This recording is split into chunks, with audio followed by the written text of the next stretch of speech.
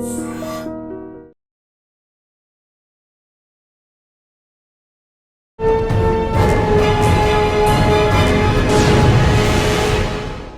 To crime diaries. Software ఉద్యోగం చేస్తున్న తండ్రికి ఇచ్చిన మాట మీద నిలబడడం కోసం ఓ అమ్మాయి పోలీస్ యూనిఫామ్ వేసుకున్నారు. ఆవిడ ఈ వారం మనకి పేరు భార్గవ్ గారు, డిఎస్పీ, ఎమ్మెల్యేగనూరు, కర్నూలు జిల్లా, ఆంధ్రప్రదేశ్.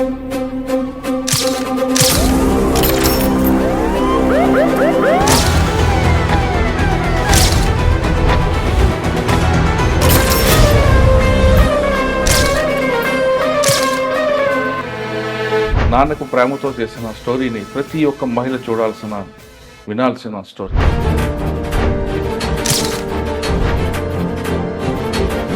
మీరు ఉద్యోగాలు చేస్తూ, పెళ్లి చేస్తూ, పిల్లలకంటూ మరి ఇంకోసారి పోలీస్ యూనిఫామ్ కోసం అని మా చిన్నప్పటి నుంచి మా ఫాదర్ ఒకటే చెప్తూ ఉండేవారండి, మనకి ఆస్తులు అని అంటే మన చదివే మన ఆస్తి అని. ఇప్పుడు మీకు బాంబేలో జాబ్ వచ్చింది, ఆర్బీ అంటే సేఫ్, ఉద్యోగం సేఫ్ ఉంటది, చాలా బాగుంటుందండి. మరి ఎందుకు ఇటు రావాలంటున్నారు? అదే మా ఫాదర్ నన్ను ఆర్బీఐలో చూడాలన్నది ఆయన డ్రీమ్ కాదు, నాకు సర్వీసెస్ లో చూడాలన్నది ఆయన డ్రీమ్. అప్పటికి నాకు డిఎస్పీ వచ్చిందని తెలిసేసరికి నేను ఆర్బీఐలో జాబ్ చేస్తున్నాను. ఫస్ట్ టైం ప్రెగ్నెన్సీ నాకు అప్పుడు. I was carrying at that time, delivery కూడా అవ్వలేదు. సో నేను ఇంట్లో ఉండేసరికి చాలా డిప్రెస్ అయిపోయేదాన్ని. అంటే ఎప్పుడు కూడా ఎక్కువ చదువుకోవడము, జాబ్ చేయడం ఏదో ఒకటి చేస్తూ ఉండేసరికి యూనిఫామ్ చూసి ఫాదర్ గాని మీ హస్బెండ్ ఏమన్నారు? ఫీడింగ్ బేబీని వదిలేసి, మా బాబుకి 4 years, పాపకి 5 months, ఆ పిల్లల్ని వదిలేసి మా మదర్. ఎలా వచ్చిందండి అంత కాన్ఫిడెన్స్ లెవెల్ మీకు? ఎలాగైనా సాధించాలి అని పట్టుదల? అక్కడికి వెళ్ళిన తర్వాత ఆ సిచ్యువేషన్ మనల్ని నడిపించేస్తుంది ముందుకి. ఒకటి నేను చేయలేను, నేను ఎందుకు చెయ్యాలి అని నేను ఎప్పుడూ ఆలోచించలేదండి. చాలా మంది అలా ఉంటారు, చెయ్యగలిగి కూడా చెయ్యరు. మళ్ళీ ఎనర్జీ తీసుకురావడానికి ఫుడ్తో పాటు ఆ మోటివేషన్ అన్నీ అంటే మీలో మీరే ప్రిపేర్ అయ్యారా? అది అడుగుతున్నాను. ఒకటి నేను ఎంత హార్డ్గా ఉన్నా ఇంట్లో వాళ్ళకి చెప్పేదాన్ని కాదు. సరే, ఇంకొక విషయం, ఇప్పుడు మీలా సిచ్యువేషన్ చాలా మంది అమ్మాయిలకి వస్తుంది, చాలా మంది. అటువంటి వాళ్ళకి మీరు ఇచ్చే మెసేజ్ ఏంటి? ఎంతవరకు చేయగలను ట్రై చేద్దామని ఒక్కటే ఆలోచించాను. ఆ ఒక్కటి ఆలోచించడం వల్ల అది నాకు భయంగా అనిపించలేదు. జనాల్లో 2 కేసులు ఉన్నాయి, మంచి కేసులు. మర్డర్ కేసు ఒకటి ఉంటుంది. ఇద్దరు యాక్చువల్ గా చెప్పాలంటే చాలా బెస్ట్ ఫ్రెండ్స్ అండి. అతను ఇతన్ని చంపాడు అంటే ఎవరు నమ్మలేదు అసలు. ఫస్ట్ డబ్బులు ఇవ్వకపోతే మీ వైఫ్ నైనా రమ్మను నా దగ్గరికి అన్నట్టు మాట్లాడేవాడు. దానివల్ల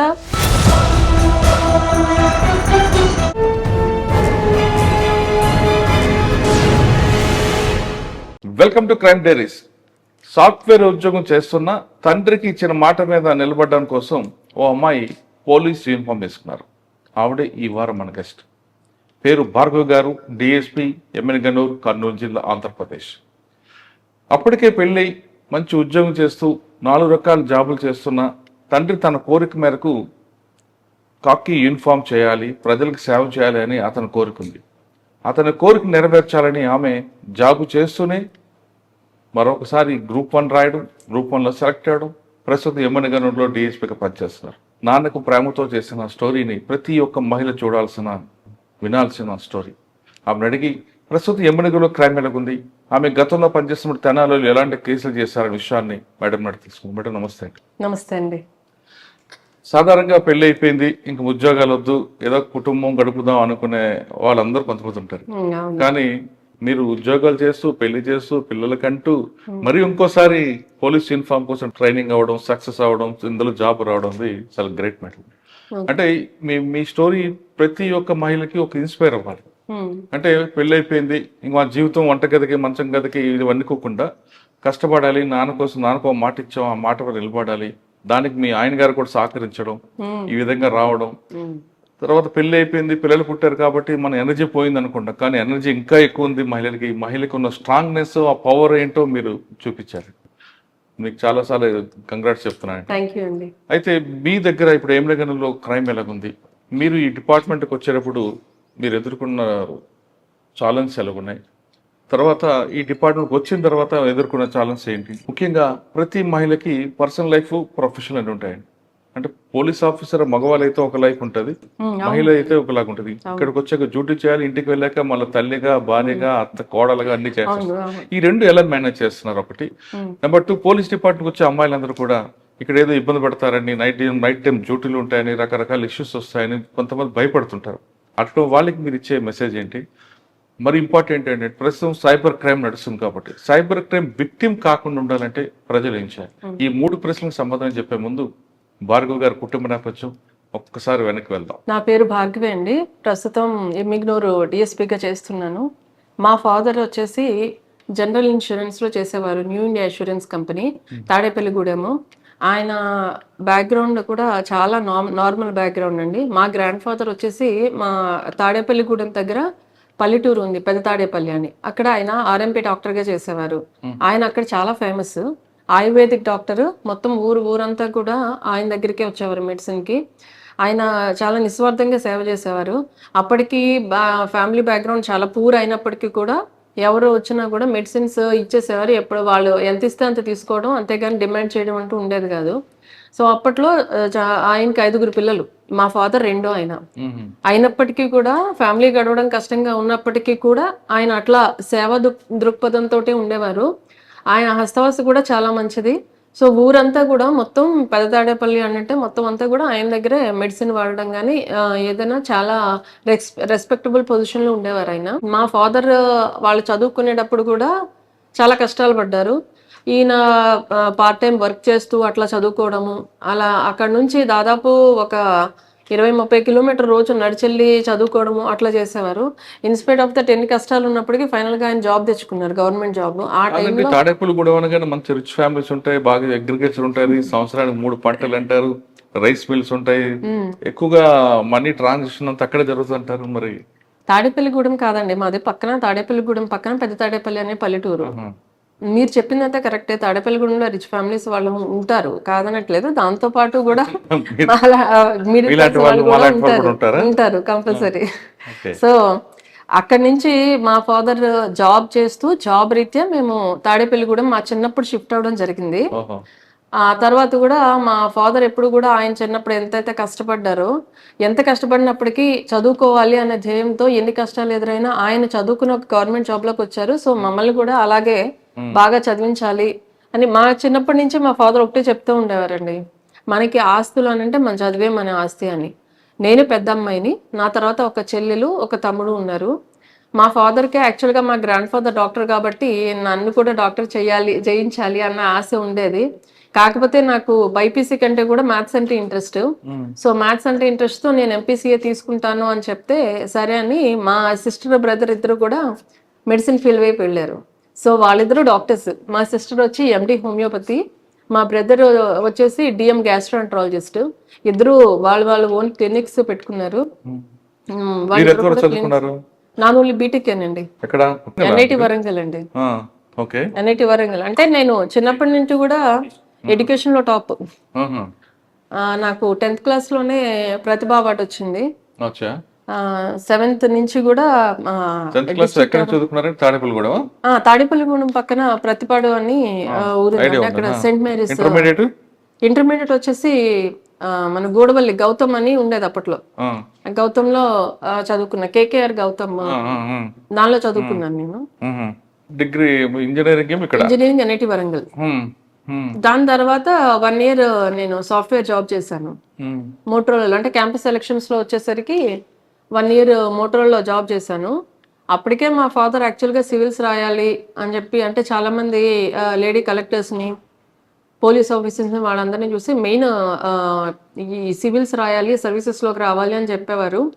బట్ నేను చెప్పినట్టు మన మిడిల్ క్లాస్ ఫ్యామిలీ బ్యాక్గ్రౌండ్ కాబట్టి నా తర్వాత ఇంకో 2 పిల్లలు ఉన్నారు. సో ఇంజనీరింగ్ అవుతున్నప్పుడు పెళ్ళైందా? లేదండి, ఇంజనీరింగ్ అవుతున్నప్పుడు కాదు, నా తర్వాత ఇంకో 2 పిల్లలు, మా చెల్లెలు తమ్ముడు ఇద్దరు ఉన్నారు. సో ఇప్పుడు అప్పుడు సివిల్స్ కోచింగ్ అంటే ఎప్పటికీ కూడా కొంచెం మనీతో కూడుకున్నదే. సో నేను మళ్ళీ మా ఫాదర్కి అడిషనల్ గా బర్డెన్ కాకూడదు అని 1 year జాబ్ చేశాను. ఈ 1 year జాబ్ కూడా నేను సివిల్స్ కోచింగ్ నా అంతటా నేను పెట్టుకోవాలి అన్న ఉద్దేశంతో నోట్రోల్లో చేసా, హైదరాబాద్ లో 1 year అయిన తర్వాత, ఎగ్జాక్ట్ 1 year తర్వాత సివిల్స్ కోచింగ్ కోసం వచ్చానండి. అయితే ఫస్ట్ అటెంప్ట్ లో మెయిన్స్ వరకు వెళ్ళాను, ఇంటర్వ్యూకి సెలెక్ట్ అవ్వలేదు. 2 అటెంప్ట్స్ రాశాను. అప్పుడు అవ్వకపోతే దాని తర్వాత ప్యారలల్ గా ఇంకా బ్యాంక్ జాబ్స్ కైనా వెళ్దాము అని చెప్పి ఇదే ప్రిపరేషన్స్ లో బ్యాంక్స్ జాబ్స్ కోసం అప్పుడు పీఓస్ ఉండేది, వాటికి అప్లై చేస్తే 3-4 బ్యాంక్స్ లో వచ్చింది ఒకటేసారి. అవునా?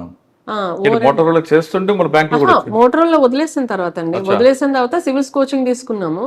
సివిల్స్ కోచింగ్ తీసుకున్నాక 2 సార్లు సివిల్స్ అటెంప్ట్ చేస్తే 2 సార్లు కూడా మెయిన్స్ క్లియర్ అయిపోయింది. ఇంటర్వ్యూకి సెలెక్ట్ అవ్వలేదు, మెయిన్స్ వరకు వెళ్ళాను. దాని తర్వాత ప్యారలల్ గా సివిల్స్ కి చదువుకుంటూనే బ్యాంక్ జాబ్స్ రాసాము. అప్పుడు ఓరియంటల్ బ్యాంక్ ఆఫ్ కామర్స్ ఉండేది, ఇప్పుడు పంజాబ్ నేషనల్ బ్యాంక్ లో కలిసిపోయింది అది. దానిలోనూ ఇండియన్ బ్యాంక్ ఒకటి, ఆ తర్వాత SBI, మూడిట్లో వచ్చిందండి పీఓగా. వస్తే ఓరియంటల్ బ్యాంక్ ఆఫ్ కామర్స్ వచ్చేసి మేము అప్పుడు హైదరాబాద్ లో ఉండేదాన్ని, హైదరాబాద్ లో మా ఇంటికి దగ్గరలో ఉంది. సో అందుకని దాంట్లో జాయిన్ అయ్యాను నేను.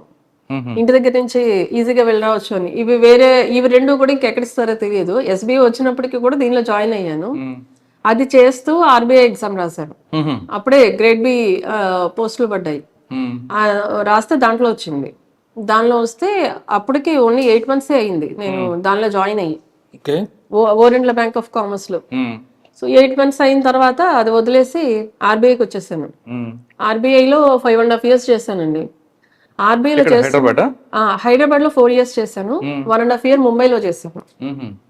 RBIలో చేస్తున్నప్పుడే మళ్ళీ సివిల్స్ రాశాను. RBIలో చేసే ముందు పెళ్ళయింది నాకు. కాదండి, మీరు సాధారణంగా ప్రతి అమ్మాయి కూడా ఉద్యోగం వస్తుంది చాలు అనుకున్న టైంలో మళ్ళీ మీరు చదవడం, మళ్ళీ ఉద్యోగాలు రావడం.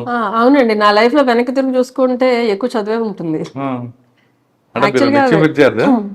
ఆల్మోస్ట్ అంతే, నిజంగా అంతేనండి.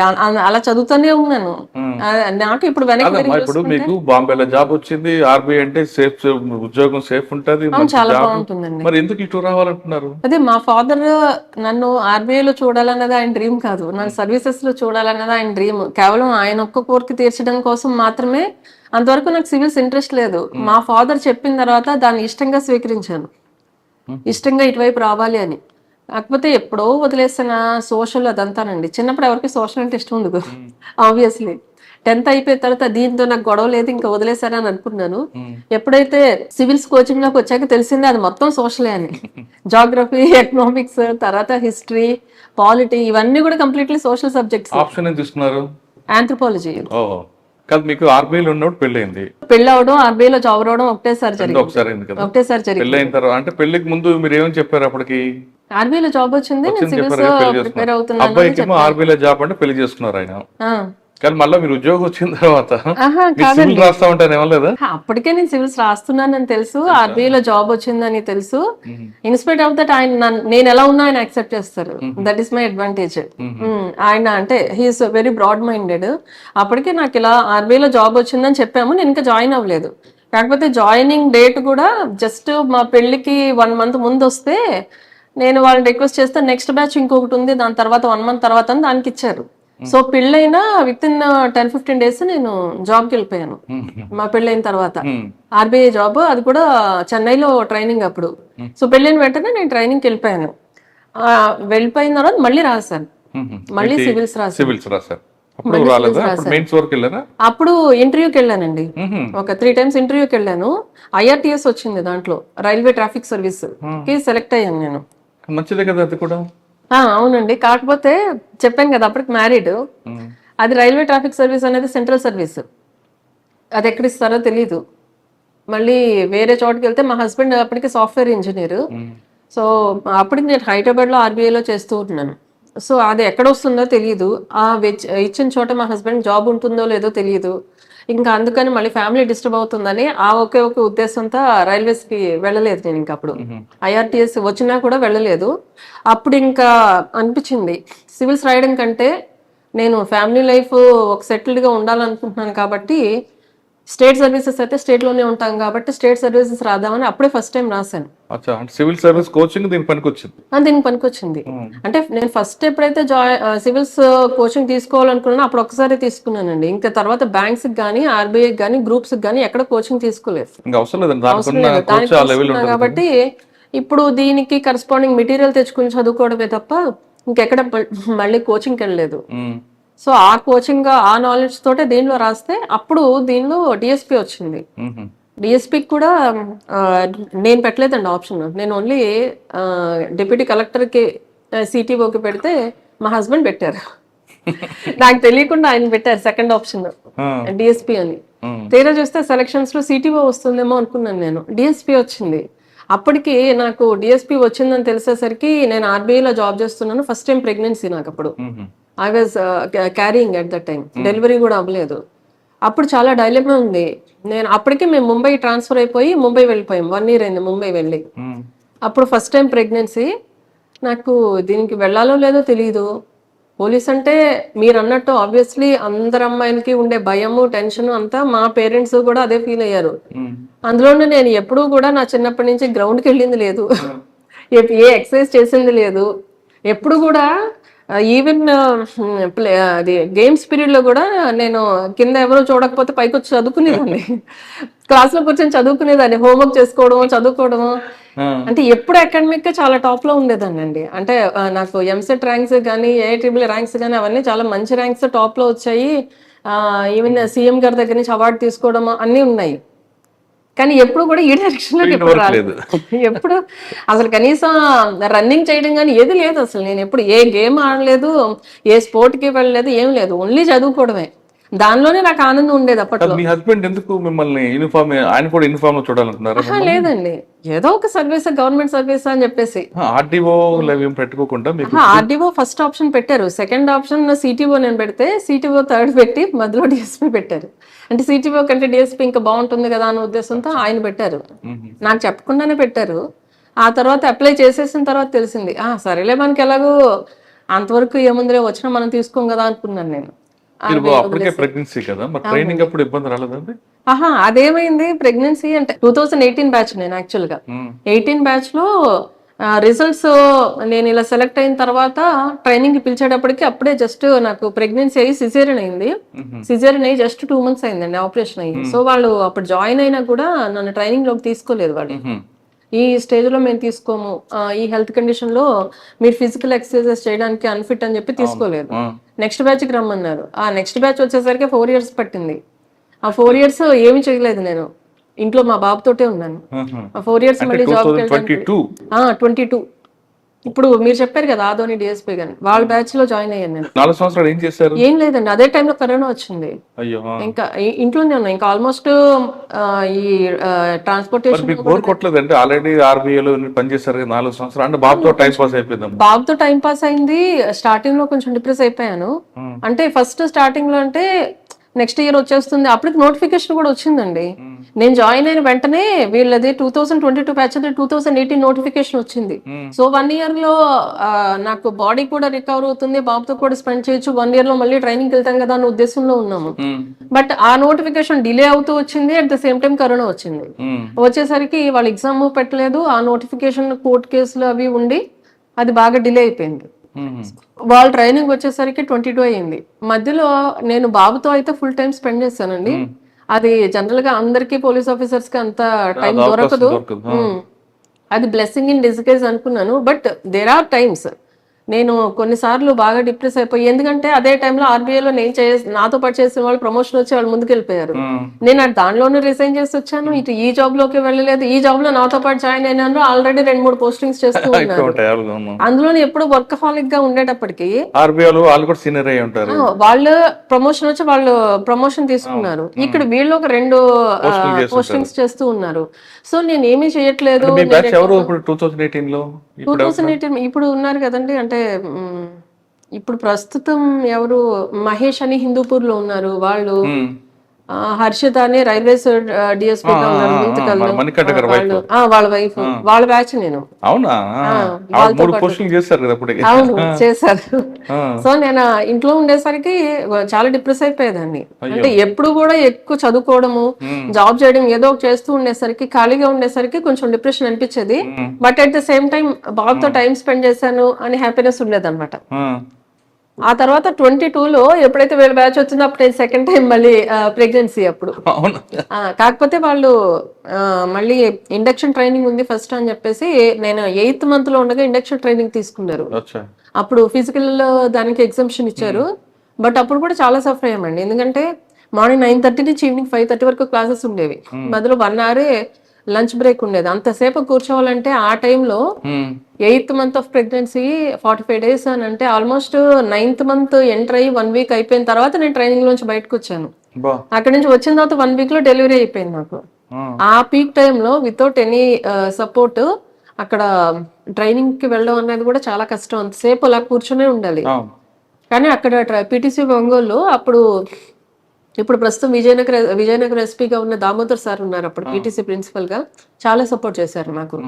చాలా బాగా చూసుకున్నారు. అప్పుడు ఏ ఇబ్బంది లేకుండా.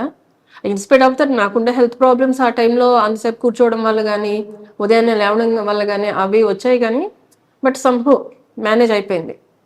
దాని తర్వాత డెలివరీ అయిన తర్వాత మెటర్నిటీ లీవ్ తర్వాత వీళ్ళ బ్యాచ్ లో సెకండ్ సెమ్ లో జాయిన్ అయ్యాను.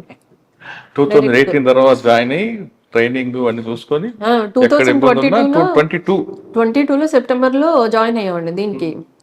ఏది ఇండక్షన్ ట్రైనింగ్ కి. తర్వాత మెటర్నిటీ లీవ్కి వెళ్ళి మళ్ళీ 2023 మేలో ఈ 22 బ్యాచ్ వాళ్ళు సెకండ్ సెమ్ కి వచ్చినప్పుడు జాయిన్ అయ్యాం. వాళ్ళతో పాటు సెకండ్ సెమ్ లో జాయిన్ అయ్యాను నేను. మీ పాసింగ్ అవుట్ పీరియడ్ 23 వాళ్ళతో అయింది. మీ యూనిఫామ్ చూసి మీ ఫాదర్ గాని మీ హస్బెండ్ ఏమన్నారు? వాళ్ళు కొంచెం ఎక్సైట్ అయ్యారండి. మా ఫాదర్ కి అయితే ఎలా చేస్తానని భయం ఉండేది. తర్వాత ఇప్పుడైతే యాక్సెప్ట్ చేశారు కానీ అప్పట్లో మాత్రం అదే కదా 2 డెలివరీలు సిజేరియన్ అయిన 2 సిజేరియన్లు ట్యూబెక్టమీ ఆపరేషన్ అయిన తర్వాత 5th month లో వెళ్లాల్సి వచ్చింది. మా పాపకి అప్పుడు 5 months బేబీ. తనకి ఫీడింగ్ బేబీని వదిలేసి మా బాబుకి 4 years పాపకి 5 months ఆ పిల్లల్ని వదిలేసి మా మదర్ దగ్గర వదిలేసి వచ్చేసాను నేను ట్రైనింగ్ కి. ఆ టైంలో వెళ్లాల్సి వచ్చింది. బాధ అనిపించలేదు? చాలా బాధ అనిపిస్తుంది అండి. బాధ అనిపించింది. అట్ ద సేమ్ టైం మా పాపను వదిలేసాను. తనకి నేను ప్రాపర్ కేర్ ఆ టైంలో ఇవ్వలేకపోయాను. అట్ ద సేమ్ టైం మా మదర్ ని ఓవర్ బర్డెన్ చేశాను. మా మదర్ కి కొంచెం హెల్త్ ప్రాబ్లం ఉంది. ఇన్స్పైట్ ఆఫ్ దట్ ఆమెని ఓవర్ బర్డెన్ చేశాను. చాలా బాధ అనిపిస్తుంది. అదే ఫ్యామిలీ సపోర్ట్ వీళ్ళందరూ నాకు సపోర్ట్ చేయడం వల్లే నేను ఈ రోజు ఈ స్టేజ్ లో ఉన్నాను. మీ బాబు ఏమన్నాడు? పోలీస్ మమ్మీ అంటాడా మమ్మీ అంటాడా? మా బాబుకి అట్లా ఏమున్నదండి. మామూలుగా మదర్ అంటే మదర్, అమ్మ అమ్మ అనే ఉంటాడు. పోలీస్ మమ్మీ అంట లేదు. అంటే తనకి ఊహ తెలిసేసరికి నేను దీంట్లోనే ఉన్నాను కదా. స్టార్టింగ్ లో ఇంటి దగ్గర ఉన్నాను. తర్వాత నేను ట్రైనింగ్ వచ్చేటప్పుడు మాత్రం మా పాపకి ఏం తెలియదు. 5 months బేబీ. మా బాబు మాత్రం చాలా ఏడ్చాడు అప్పుడు, నేను వదిలి ఉండను అని చెప్పి. కానీ ఇంకా ట్రైనింగ్ అయిపోయిన తర్వాత ఫస్ట్ పోస్టింగ్ ఎక్కడ? ట్రైనింగ్ పీరియడ్ ఎక్కడ ఇచ్చారు మీకు తెనాలి? Training 1 year Anantapur. ఆ టైంలో చాలా ఇబ్బంది పడ్డాను నేను. ఎందుకంటే ఆఫ్టర్ 2 deliveries వచ్చాను కదా. That hard face. అందులో వాళ్ళు సెకండ్ సెమిస్టర్ లో ఉన్నారు, నేను అప్పుడు జాయిన్ అయ్యాను. ఫస్ట్ సెమిస్టర్ లో ఆల్రెడీ కొంచెం వార్మప్ అయ్యి అంతా అలవాటు పడి ఉంటారు కాబట్టి సెకండ్ సెమిస్టర్ లో ఫిజికల్ ఎక్సర్సైజెస్ చాలా హార్డ్ గా ఉంటాయి. వాళ్ళతో పాటు నేను చేయాలని అంటే నేను స్టార్టింగ్ లో చాలా ఇబ్బంది పడ్డాను. అంటే నాకు సివియర్ హెల్త్ ప్రాబ్లం వచ్చింది ఆ టైంలో, ట్రైనింగ్ టైంలోనే. బట్ వాళ్ళు కూడా ట్రైనింగ్ లో కూడా వాళ్ళు కూడా చాలా కన్సన్ట్రేట్ గా ఉన్నారు. అంటే మా కండిషన్ తెలుసు కాబట్టి. ఇన్స్పైట్ ఆఫ్ దట్ మేము కొన్ని రోజులు ఇబ్బంది పడినప్పటికీ కూడా గ్రాడ్యువల్ గా కోపప్ అయ్యి వాళ్ళతో పాటు చేయగలిగాను నేను. సో అప్పుడు అనిపించింది నాకు, ఎప్పుడు కూడా నేను ఎప్పుడు గ్రౌండ్ లోకి వెళ్ళింది లేదు, ఫిజికల్ గా నాకు అసలు స్ట్రెంగ్త్ లేదు అని అనుకునేదాన్ని. సో నాలో ఫిజికల్ పొటెన్షియల్ కూడా ఇంత ఉందనేది నాకు అప్పుడే తెలిసింది. అప్పుడే అనిపించిందండి, అన్ని మనం అనుకున్నట్టుగానే మన లిమిటేషన్స్ ఉండవు. సిచ్యువేషన్ వస్తే సిచ్యువేషన్ లెవెల్ పెంచేది ఎవరండి? అంత తీసుకొని మీకు మీరుగా పెంచుకున్నారా, లేదా సిచ్యువేషన్ ఏమైనా అలా క్రియేట్ చేస్తుందా, లేదా ఎవరైనా మోటివేషన్ చేశారా? లేదండి, మోటివేషన్ అనేది మనకి ఎక్స్టర్నల్ గా ఎక్కడా రాదు. మనకి ఏదైనా మన క్లోజ్ రిలేటివ్స్ ఏదైనా మన సపోర్ట్ బాగా డిప్రెస్ అయిన టైంలో వాళ్ళు ఎవరైనా మనం అడిగితే వాళ్ళు ఏమైనా మనం మోటివేట్ చేయడానికి ఏమైనా చెప్తారేమో కానీ motivation has to come from with in, బయట నుంచి రాదు. ఎస్పెషల్లీ ట్రైనింగ్ టైంలో మనకి ఎవరు సెపరేట్ గా మోటివేట్ చేయరండి అక్కడ. ఎందుకంటే అందరూ ఒకటే మనలాగానే ఉంటారు. సో మీలో మీకు డిప్రెస్ రాకుండా ఆ మోటివేషన్ చేయడానికి బుక్స్ చదివారా? లేదండి, అసలు అంత టైం కూడా ఉండదు మనకి అసలు ట్రైనింగ్ పీరియడ్ లో. ఫుడ్ ఏం తీసుకున్నారన్నప్పుడు? ఫుడ్ వాళ్ళు పెట్టిందే, వాళ్ళు పెట్టిన ఫుడ్ తింటమే, మనకి సెపరేట్ గా ఏం లేదు. ఏమైనా కావాలంటే డ్రై ఎలా వచ్చిందండి అంత కాన్ఫిడెన్స్ లెవెల్ మీకు? ఎలాగైనా సాధించాలి అని పట్టుదల? అక్కడికి వెళ్ళిన తర్వాత ఆ సిచ్యువేషన్ మనల్ని నడిపించేస్తుంది ముందుకి. బట్ మనం పర్వాలేదు చేయగలము అన్న పాజిటివ్ యాటిట్యూడ్ ఒకటి ఉంటే, ఇంకొకటి నేను చేయలేను, నేను ఎందుకు చెయ్యాలి అని నేను ఎప్పుడూ ఆలోచించలేదండి. చాలా మంది అలా ఉంటారు, చెయ్యగలిగి కూడా చెయ్యరు. సో ఆ టైప్ లో నేను ఎప్పుడు ఆలోచించలేదు. ట్రై చేస్తారు, చాలా ట్రై చేస్తారు. నేను ఎప్పుడు కూడా అది ట్రై చేయలేదు. నాకు జెన్యున్ గా బాగాలేదు అని అంటేనే నేను రెస్ట్ తీసుకునేదాన్ని, కానీ లేదనంటే మాత్రం అందుకే నేను ఎప్పుడైనా రెస్ట్ అడిగినా కూడా వాళ్ళు ఎవరు కూడా క్వశ్చన్ చేసేవారు కాదు.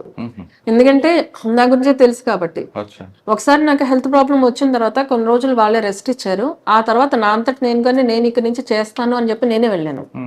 అంటే let me try my level best అని. అంటే సాధారణంగా మేడం క్వశ్చన్, ఉమ్, ఒక యాక్సిడెంట్ అయింది అనుకోండి, ఫిట్నెస్ ఉన్న అమ్మాయికి కోలుకోవడానికి కొంత టైం పడుతుంది, అవన్నీ చేసుకోవచ్చు. కానీ మీరు ఫస్ట్ నుంచి గ్రౌండ్ అలవాట్లేదు మీకు, అవును, 2 సార్లు డెలివరీ అయిన తర్వాత ఆ ఎనర్జీ మొత్తం డ్రైన్ అవుట్ అయిపోతుంది. పోతుంది. మళ్ళీ ఎనర్జీ తీసుకురావడానికి ఫుడ్ తో పాటు ఆ మోటివేషన్ అన్ని అంటే మీలో మీరే ప్రిపేర్ అయ్యారా? అదే అడుగుతున్నాను. అంతేనండి. ఒకటి, నేను ఎంత హార్డ్ గా ఉన్నా ఇంట్లో వాళ్ళకి చెప్పేదాన్ని కాదు. ఎందుకంటే నేను సెపరేట్ గా హాస్టల్లో ఉండేదాన్ని. మా పిల్లల్ని వాళ్ళే చూస్తున్నారు. ఇప్పుడు నేనే ఇక్కడ కష్టపడుతున్నానని వాళ్ళకి తెలిస్తే వాళ్ళు ఇంకా డిమోటివేట్ అవుతారని ఏదైనా టఫ్ గా ఉన్నా కూడా నాకు నేనే మోటివేట్ చేసుకునేదాన్ని. అంటే ఎప్పుడు కూడా సరే ఈ రోజు ఇంతవరకు పరిగెడితే రేపు why can't I take one more step అని చెప్పి ఆ ఒక్క స్టెప్ వేయడానికి ట్రై చేసేదాన్ని. సరే, ఇంకొక విషయం, ఇప్పుడు మీలాంటి సిచ్యువేషన్ చాలా మంది అమ్మాయిలకి వస్తుంటుంది. చాలా మంది అటువంటి వాళ్ళకి మీరు ఇచ్చే మెసేజ్ ఏంటి? పాజిటివ్ యాటిట్యూడ్ ఒకటేనండి. నేను ఎప్పుడు అంటే ఛాలెంజెస్ ఉన్నాయి, చాలా ఛాలెంజెస్ ఉన్నాయి, అది చేయగలనో లేదా అని అనుకోలేదు. ఎంతవరకు చేయగలనో ట్రై చేద్దాం అని ఒక్కటే ఆలోచించాను. ఆ ఒక్కటి ఆలోచించడం వల్ల అది నాకు భయంగా అనిపించలేదు. ఫస్ట్ థింగ్, ఇంత పెద్ద పైకి ఎక్కాలి, అక్కడి నుంచి దూకాలి అన్నది ఆ భయం ఎప్పుడు పెట్టుకోలేదు. ఎంతవరకు ట్రై చేయగలనో చేద్దాము అంటే as far as my body permits, beyond that చేయమని అయితే ఎవరికి చెప్పనండి. ఎందుకంటే ఒకసారి డ్యామేజ్ అయితే బాడీ మళ్ళీ తిరిగి మళ్ళీ ఒరిజినల్ స్టేజ్కి అయితే రాదు అసలు. అందులో నేను ఆల్రెడీ 2 సిజేరియన్స్ అయ్యాయి కాబట్టి నేను తీసుకోవాల్సిన జాగ్రత్తలు చాలా ఉంటాయి. సో ఏదైనా నాకు అది ఇబ్బంది అవుతుంది అన్న దానికి మాత్రం అంత ఎక్సెసివ్ గా ట్రై చేయలేదు. కానీ నేను చేయగలను అన్నిటికీ మాత్రం మిగిలిన అమ్మాయిలతో పాటు చాలా వరకు చేశాను నేను అన్ని. అంటే I'm not behind so many people. Top లో ఉన్నానని కాదు, కానీ one of the first few members లో అయితే ఉన్నాను. ఓకే, కానీ డ్రిల్ ఉంటది, ఎక్సర్సైజ్ ఉంటాయి, తర్వాత పాసింగ్ అవుట్ పెరిగేటప్పుడు గంటలు గంటలు చేయాలి. ఆ ఎనర్జీ అంతా మీరు చేశానండి. అదే అందులో కూడా ఎగ్జామ్షన్ తీసుకున్నారా? లేదు, ఎక్కడ ఎగ్జామ్షన్ తీసుకోలేదు.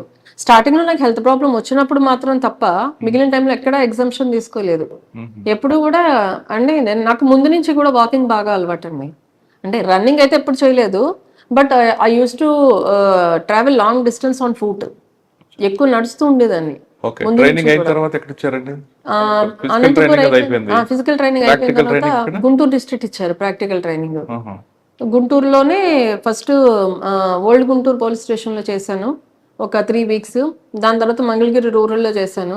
ఫస్ట్ గుంటూరు రూరల్ పోలీస్ చేశారు. సెంట్రీ దగ్గర ఉంటే మీకు డ్యూటీ ఉంటుంది. అవునండి, అన్ని ఉంటాయి. సెంట్రీ అనగా 8 hours నిల్చోవాలి గన్ పట్టుకొని. అంటే అంత ఉండదండి, 8 hours కాదు, 2 hours కి మారుతూ ఉంటారు, చేంజ్ అవుతూ ఉంటారు. 8 hours షెడ్యూల్, దాంట్లో 2 hours కి మారుతూ ఉంటారు. ఎందుకంటే అంతకంటే అటెన్షన్ స్పాన్ మనిషికి ఉండదు అని చెప్పేసి. 2 గంటలు మీరు సెంట్రీ డ్యూటీ చేశారు? చేసేవాళ్ళం, అన్ని చేసేవాళ్ళం. అంటే అన్నిసార్లు నిలబడ్డం అని కాదు, ఇప్పుడు ఎవరైనా వస్తే వాళ్ళతో మాట్లాడుతూ మూవ్మెంట్ కూడా ఉంటుంది. నైట్ డ్యూటీ కూడా చేశారా అప్పుడు? నైట్ డ్యూటీ కూడా చేసామండి ఖచ్చితంగా. అని మన పిఓపి టైంలోనే చాలా ఎక్కువసేపు నిలబడాల్సి వస్తుంది, కదలకుండా నిలబడాల్సి వస్తుంది. అవును, అవన్నీ చేశాకనే నా మీద నాకు ఇంకా కాన్ఫిడెన్స్ పెరిగింది. అప్పటిదాకా అకాడమిక్ పరంగానే కాన్ఫిడెన్స్ ఉండేది నాకు, ఫిజికల్ గా కాన్ఫిడెన్స్ అక్కడి నుంచే వచ్చింది. పిటిసి అనంతపూర్. అక్కడ తర్వాత ఎక్కడ చూసారు మేడం? ఫస్ట్ ట్రైనింగ్ అయిపోయింది, తర్వాత ఎస్ఐ ట్రైనింగ్ అది మంగళగిరి రూరల్ లో. ఓకే, ఆ తర్వాత సిఐ వచ్చేసి తెనాలి. అప్పుడు ఎస్ఐ డ్యూటీస్ అండి, అన్ని కేసెస్ కి ఏదైనా ఇప్పుడు చాలా మంది డెత్ కేసెస్ కానీ యాక్సిడెంట్ కేసెస్ రిపోర్ట్ అవడం, థెఫ్ట్ కేసెస్ రిపోర్ట్ అవడం, వీటన్నిటికీ సీన్ కి వెళ్ళి చూసి వచ్చేదాన్ని నేను. అక్కడే గ్రౌండ్ లెవెల్ ఎక్స్పీరియన్స్ వచ్చింది నాకు. అంటే ఎస్ఐ రోల్ ఏంటి అన్నది క్లారిటీ రావాలి అని అంటే మనకి అవన్నీ చేస్తేనే వస్తుంది. తెనాలి చేసాము. తెనాలి ఎంతకాలం చేస్తారు? 2 months. ఓకే, తెనాల్లో 2 కేసులు ఉన్నాయి, మంచి కేసులు. మర్డర్ కేసు ఒకటి ఉంటుంది, కిడ్నాప్ పోక్సో కేసు. ఈ రెండిట్లో లీడ్స్ ఏమి వచ్చాయి, నేను నేర్చుకున్నారు. అంటే ఫస్ట్ నేను వెళ్ళిన 1 week మర్డర్ జరిగిందండి. నైట్ చంపేశారు, మార్నింగ్ వచ్చేసరికి ఆ వాకింగ్ చేసే వాళ్ళు చూస్తే తెలిసింది అక్కడ మర్డర్ జరిగిందని చెప్పేసి. కానీ ఇమీడియట్ గా అప్పుడు మొత్తం అంటే ఒక గ్రేవ్ అఫెన్స్ ఏదైనా జరిగినప్పుడు పోలీస్ ఫోర్స్ అంతా కూడా చాలా యునైటెడ్ గా యాక్ట్ చేస్తారండి. అది మాత్రం నేను ఫస్ట్ అక్కడ నేర్చుకున్నాను.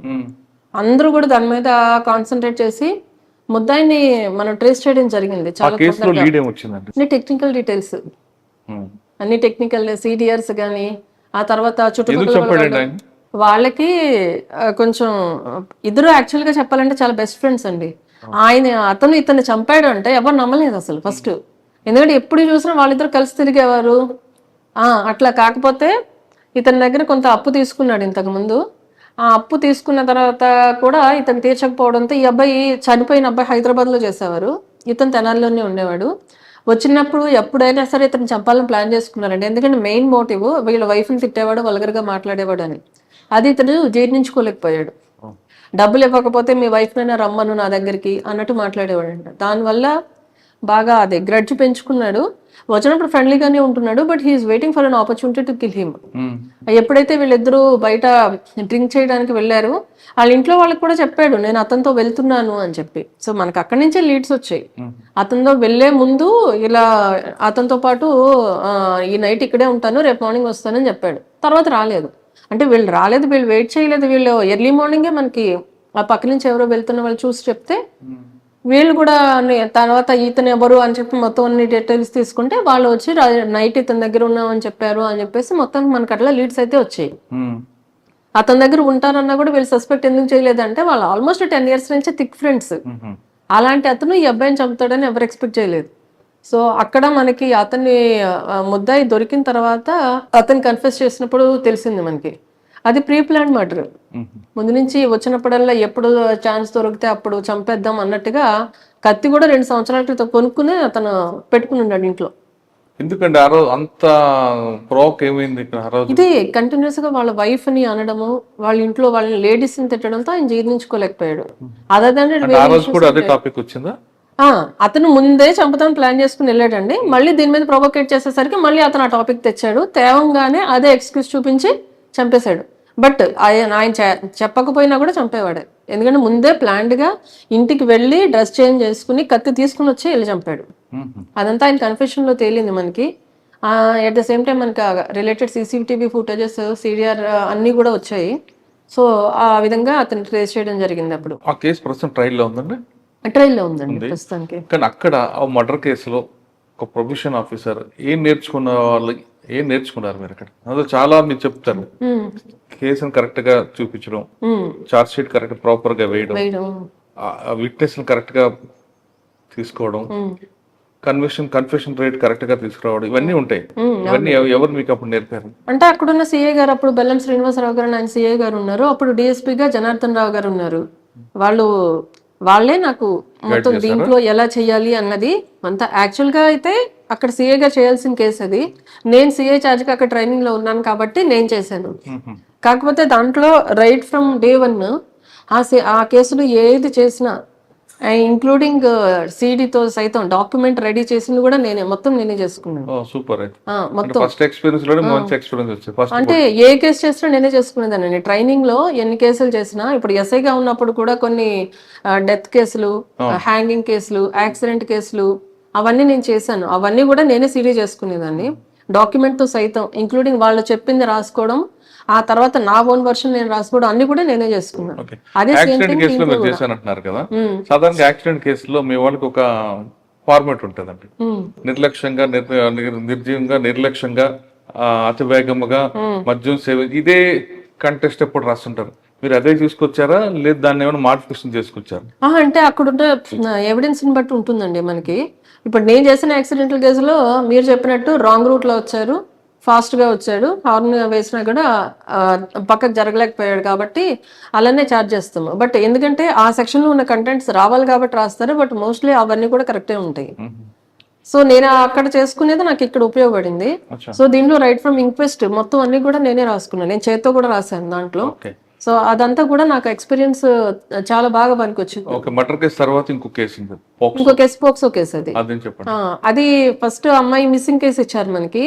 ఆ తర్వాత అమ్మాయిని ట్రేస్ చేసిన తర్వాత తెలిసింది ఏంటంటే అమ్మాయి వేరే అబ్బాయి చెప్పిన మాటలు నమ్మేసి వెళ్ళిపోయింది, తర్వాత సెక్షువల్ అఫెన్స్ కూడా జరిగింది అమ్మాయి మీద అని చెప్పేసి. సో అమ్మాయి ట్రేస్ చేసిన తర్వాత చూస్తే అబ్బాయి ఆల్రెడీ మ్యారీడ్, మాయ మాటలు చెప్పి తీసుకెళ్లాడు.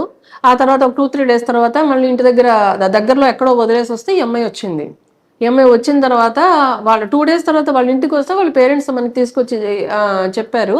కాకపోతే అమ్మాయిని మాట్లాడినప్పుడు, ఇప్పుడు నేను లేడీ ఆఫీసర్నే కాబట్టి నేను నాతో మాట్లాడినప్పుడు తెలిసింది ఆ అమ్మాయి మీద ఇలాగా అఫెన్స్ అవి జరిగింది అని చెప్పేసి. తర్వాత ఇమీడియట్ గా మళ్ళీ అతను అబ్స్కాండింగ్ లో ఉన్నాడు అప్పటి నుంచి. అంటే ఇతను ఈ అమ్మాయి మీద మిస్సింగ్ కేసు పెట్టారని తెలుసుకుని తీసుకొచ్చేసాడు. తీసుకొచ్చిన తర్వాత అబ్బాయి అబ్స్కాండింగ్ లో ఉంటే మళ్ళీ ఆ టెక్నికల్ డీటెయిల్స్ ఆధారంగా మనకున్న ఇన్ఫర్మేషన్ బేసిస్ మీద అబ్బాయిని అరెస్ట్ చేసి మళ్ళీ రిమాండ్ పెట్టడం జరిగింది. దాంట్లో మరి అమ్మాయి ఒప్పుకుందా? ఎవరు ఈ అమ్మాయికి తెలియదు కదా. అమ్మాయి పెళ్లి చేసుకోలేదు. పెళ్లి చేసుకున్న అబ్బాయితో పాటు తీసుకుని వెళ్ళాడు అబ్బాయి మాయ మాటలు చెప్పి. వాడికంటే వాడు పెద్దోడా? పెద్దోడేనండి అబ్బాయి. మేజర్ ఈ అమ్మాయి ఒప్పుకుందా? అంటే ఈ అమ్మాయి విల్లింగా పోక్సోలో నమ్మేసే తీసుకెళ్లాడు. విల్లింగ్ గానే వెళ్ళింది ఈ అమ్మాయి. ఏదో అబ్బాయి బాగా చూసుకుంటాడు అది ఇది అని చెప్పేసి విల్లింగ్ గా వెళ్ళింది. కానీ అక్కడికి వెళ్ళిన తర్వాత అఫెన్స్ అయితే జరిగింది. అంటే నేను ఎలాగో పెళ్లి చేసుకుంటాను అని నమ్మించి అఫెన్స్ జరిగింది. దాని తర్వాత మళ్ళీ ఇంటి దగ్గర వదిలేసి, ఇంటి దగ్గర అంటే ఇంటి దగ్గర కాదు, దగ్గరలో ఎక్కడో ఒక చోట వదిలేసి అబ్బాయి ఎస్కేప్ అయిపోయాడు. ఆ తర్వాత ఈ అమ్మాయి వచ్చింది, అప్పటికి నమ్ముతూ ఉంది అతన్ని. కానీ తర్వాత మనము మాట్లాడినప్పుడు ఏమ్మా ఆ అబ్బాయి ఆల్రెడీ మ్యారీడ్, మరి ఇట్లా నిన్ను నిజంగా ఇష్టపడేవాడైతే ముందే చేసుకోవాలి కదా, అందులో నువ్వు ఇంకా చిన్న అమ్మాయివి అని మనం బాగా కౌన్సిలింగ్ ఇస్తే అప్పుడు రియలైజ్ అయింది ఆ పాప నన్ను మోసం చేశాడు అని చెప్పి. బట్ ఎనీహో కన్సెంట్ అనేది నో కన్సెంట్ పోక్సో కాబట్టి. ఇప్పుడైతే ప్రస్తుతం అది కూడా ట్రయల్లో ఉందండి. అక్కడ నుండి ఫస్ట్ పోస్టింగ్ ఇక్కడే. ఓకే. ఎబ్బెనగనూరు అనగానే ఒకప్పుడు ఫ్యాక్షన్ ఏరియా. మరి భయపడ్డారా? లేదు బాగానే చూస్తాం సంగతి తెలుసుకుందాం వచ్చారా? అంటే నాకు దాని గురించి అంత ఆలోచించలేదండి. పోస్టింగ్ వచ్చింది, జాయిన్ అయ్యాను. ఫస్ట్ ఈ పోస్టింగ్ లో రాగానే వచ్చిన ఛాలెంజ్ ఏముందండి? అంటే ఒకప్పుడు ఫ్యాక్షన్ ఇప్పుడు లేదు. పక్కనే రాఘవేంద్ర స్వామి టెంపుల్, మంచి టెంపుల్ ఉంటది. నేను రాగానే ఆరాధనోత్సవాలు జరిగాయి మంత్రాలయంలో. ఆరాధనోత్సవాలు అని ఫస్ట్ అదే హెవీ బందోబస్తు. అదే సేమ్ టైమ్ మాకు ఇక్కడ కౌతాలం కూడా ఉంది. కౌతాలంలో ఉరుకుంద స్వామి టెంపుల్ ఉంది. అక్కడ కూడా శ్రావణ మాసం ఉత్సవాలు జరుగుతూ ఉన్నాయి. అవి కూడా చాలా హెవీ క్రౌడ్స్ వస్తారు అక్కడ ఇక్కడ కూడా. అది నాకు ఫస్ట్ పోస్టింగ్ కాబట్టి అదే కొంచెం ఛాలెంజింగ్ అనిపించింది. బట్ మా ఎస్పీ గారి సపోర్ట్ తో, తర్వాత ఇక్కడ అదర్ డిఎస్పీస్ కూడా చాలా సపోర్ట్ చేశారు. అందుకని మన ఫస్ట్ పోస్టింగ్ కాబట్టి ఖచ్చితంగా వాళ్ళందరూ మనకి అంతకుముందు ఎక్స్పీరియన్స్ ఉన్నది కాబట్టి ఎస్పీ గారు అయితే చాలా సపోర్టివ్గా ఉంటారండి మాకు ఇప్పటికీ కూడా. బాగా సపోర్ట్ చేస్తారు. ఎప్పుడైనా రిక్వైర్డ్ గైడెన్స్ ఇస్తారు. అట్ ద సేమ్ టైం మనకి ఏమైనా అవసరం అయితే స్ట్రెంత్ కూడా బయట నుంచి పంపిస్తారు. సో ఆ విధంగా కంప్లీట్ చేసాము. ఆ తర్వాత ఇమీడియట్ గా నేను వచ్చి 1 month కూడా కాలేదు వినాయక చవితి అన్నది డెఫినెట్లీ మేజర్ బందోబస్తు ఉంటుంది ఎక్కడైనా కూడా. అది ఇక్కడ ఎమ్మిగ్నూరులో అయిపోయిన తర్వాత మళ్ళీ ఆదోని వెళ్ళాము, అక్కడి నుంచి కర్నూలు చేసాము. దాని తర్వాత ఇమీడియట్ గా దసరా ఫెస్టివల్, ఆ తర్వాత ఇంకా దీపావళి అవన్నీ వస్తూ ఉన్నాయి. ఆ తర్వాత మాకు రీసెంట్ గా అయితే నీలకంఠేశ్వర స్వామి జాతర ఎమ్మిగ్నూరులో చాలా ఫేమస్. ఆ జాతర మొన్న రీసెంట్ గానే కంప్లీట్ అయింది. అది కూడా సక్సెస్ఫుల్ గా కంప్లీట్ అయిందండి. మీరు వచ్చిన తర్వాత డబుల్ మోట్ ఒకటి జరిగింది. అవును, అదే రోజు జరిగింది. నీలకంఠేశ్వర స్వామి జాతర రోజునే జరిగింది. యాక్చువల్ గా అది కూడా ఇంతకుముందు 2 years బ్యాక్ జరిగిన మర్డర్ కి ఇది అసలు ఫ్యాక్షన్ అనేది కాదండి. దీనికి మనం ఫ్యాక్షన్ అని పెట్టలేము. ఎందుకంటే అసలు మోటివ్ కూడా ఆ ఊరు ఎప్పుడు కూడా అంతకుముందు కందనాతిలో జరిగింది. ఇది యాక్చువల్గా చాలా పీస్ఫుల్ ఏరియా. ఇక మేజర్ కమ్యూనిటీ వచ్చేసి బోయాస్. ఫస్ట్ 2024లో ఫిబ్రవరిలో జరిగింది అని చెప్పేసి తెలిసింది. దాంట్లో ఏంటంటే ఒక వీధిలో నార్మల్ పబ్లిక్ ట్యాప్ ఉంది, మున్సిపల్ ట్యాప్. ఆ ట్యాప్ లోంచి ఆ వాటర్ అందరూ పట్టుకుంటూ ఉన్నారు. ఇద్దరు ఇల్లు కట్టుకుంటున్నారు కొత్తగా, వాళ్ళిద్దరు బ్రదర్స్. ఆ ఇల్లు కూడా కొంచెం రోడ్డు మీదకి వచ్చేలా కట్టారు. రోడ్ మీదకి వచ్చేలా కట్టేటప్పటికి టర్నింగ్ తీసుకోవడానికి ఇబ్బంది అవుతుంది అక్కడ. ఆ రోడ్స్ అన్ని విలేజ్ రోడ్స్ చిన్నగా ఉంటాయి. అండ్ మోర్ ఓవర్ ఈయన ఏం చేసేవారంటే ఆ పబ్లిక్ ట్యాప్ లోంచి వాటర్ తీసి ఇల్లు తడపడానికి, క్యూరింగ్ కి దానికి వాడేవారు. సో వీళ్ళకి మిగిలిన వాళ్ళకి నీళ్ళు తక్కువయ్యేవి. సో ఇది ప్రొలాంగ్డ్ గా జరిగేసరికి వాళ్ళందరూ వీళ్ళ దగ్గరికి అడగడానికి వెళ్ళారు. అడగడానికి వెళ్ళినప్పుడు జరిగిన ఘర్షణలో పక్కన ఏదో గరిటె ఉంటే దాంతో తల మీద కొట్టేసరికి సివియర్ ఇంజురీస్ అయ్యి హాస్పిటల్ అడ్మిట్ అయిన తర్వాత 1 ఇద్దరు చనిపోయారు. అసలు గొడవ జరగడమే అది. అక్కడ దాంట్లో పెద్ద ఇష్యూస్ లేవు, ఏం లేవు. ఇళ్ళ ఫస్ట్ లేడీస్ గొడవ స్టార్ట్ అయిన తర్వాత జెంట్స్ ఇన్వాల్వ్ అయ్యారు. దాంట్లో చనిపోయారు వాళ్ళు. అసలు ఫ్యాక్షన్ అని కాదు, ఏం కాదు. ఆ తర్వాత ఆ ముద్దాయిలకి రిమాండ్ పెట్టారు. తర్వాత వాళ్ళు చాలా సంవత్సరాలు మొన్నటి దాకా కూడా వాళ్ళు ఊర్లో లేరు. మొన్న దసరాకి వాళ్ళకి అక్కడ జాతర జరుగుతుంది, అమ్మవారి జాతర. ఆ టైంలో వచ్చారు. అప్పటికే మనము హెవీ పోలీస్ బందోబస్తు ఉంది, పికెట్ అన్ని నడుస్తూ ఉన్నాయి. మొన్న ఆ రోజు వాళ్ళు పొలంకి వెళ్తూ ఉన్నప్పుడు ఎదురుగా ఈ వీళ్ళిద్దరు అపోనెంట్స్ ఎవరైతే ఉన్నారో ఒకళ్ళు కంప్లైంట్ ఇంకొకటి అక్యూజ్డ్, ఏది 24 కేసులో. వాళ్ళు ఇప్పుడు వస్తున్నప్పుడు ఒకరికొకళ్ళు ఆటో ఎదురైతే నువ్వు తీయంటే నువ్వు తీయ అనే టైంలో ఇదిగో వీళ్ళు మనల్ని చంపేసి కూడా ఇంకా హై హ్యాండెడ్ గా ఉన్నారు, వాళ్ళు తగ్గట్లేదు అన్నట్టుగా గొడవ స్టార్ట్ అయింది వాళ్ళకి. గొడవ స్టార్ట్ అయ్యి వీళ్ళు మళ్ళీ మన మీదకి వస్తున్నారు, మళ్ళీ చంపుతారా ఏంటి అన్నట్టు అప్పటికప్పుడు ప్రొవోక్ అయిపోయి అప్పటికప్పుడు అందరూ అక్కడక్కడే వాళ్ళే కదా, అప్పటికప్పుడు అక్కడ ఉన్న వాళ్ళు ఏవే వెపన్స్ ఉంటే తీసుకొచ్చేసి అతన్ని అటాక్ చేస్తారు ఫస్ట్ పర్సన్ ని. కానీ అతను సంభవం ఎస్కేప్ అయ్యాడు. ఎస్కేప్ అయిన తర్వాత ఇంట్లో ఉన్న అతన్ని, పొలంలో ఉన్న అతన్ని వీళ్ళు వెళ్ళి చంపారు. అంటే రీజన్ 2024 24దే నల్లా పంచాయతీ. అంతే. అప్పుడు చంపారు కదా, ఇప్పుడు కూడా మా మీద ఇంత హై హ్యాండెడ్ గా ఉన్నారు వీళ్ళు అని. ఈ ట్రాక్టర్స్ అది ఎదురుబదురుగా వచ్చినప్పుడు జరిగిన ఇష్యూ అది. అది ముందు ప్రీ ప్లాన్డ్ కాదు, ఏం కాదు. అది జస్ట్ అప్పుడు ఆ సడన్ ప్రొవకేషన్ లో వాళ్ళు వచ్చి అంటే అప్పుడు అలాగే చంపేశారు, ఇప్పుడు కూడా మమ్మల్ని అలాగే చంపుతారా ఏంటి, ఎప్పుడు కూడా మేము ఇలా లూజింగ్ ఎండ్ లోనే ఉన్నాము అని చెప్పి. అది కూడా కరెక్ట్ గా ఇప్పుడున్న అక్యూజ్డ్ ఇళ్ళ దగ్గర జరిగింది. సో ఇమీడియట్ గా గ్యాదర్ అయిపోయారు వాళ్ళు. ఇమీడియట్ గా గ్యాదర్ అయిపోయి వాళ్ళ అంటే అందరూ కూడా ఫార్మర్సే కదా, అక్కడ అగ్రికల్చర్ ఇంప్లిమెంట్స్ ఉంటాయి కదండి, అవి తీసుకుని వచ్చేసారు. అవి తీసుకుని వచ్చి దాంతో అటాక్ చేశారు. ఇప్పుడు అంటే ఫ్యాక్షన్ అంటే ఒకప్పుడు విలేజ్ లో డామినేషన్ కోసము దానికోసం చేశారు. 24లో జస్ట్ ఈ పంచాయతీ జరిగింది. ఇప్పుడు వీళ్ళు మళ్ళీ మమ్మల్ని చంపుతారా అన్న ఉద్దేశంలో పట్టుకుని వచ్చేసి కొట్టేసుకున్నారు, దొరికారండి.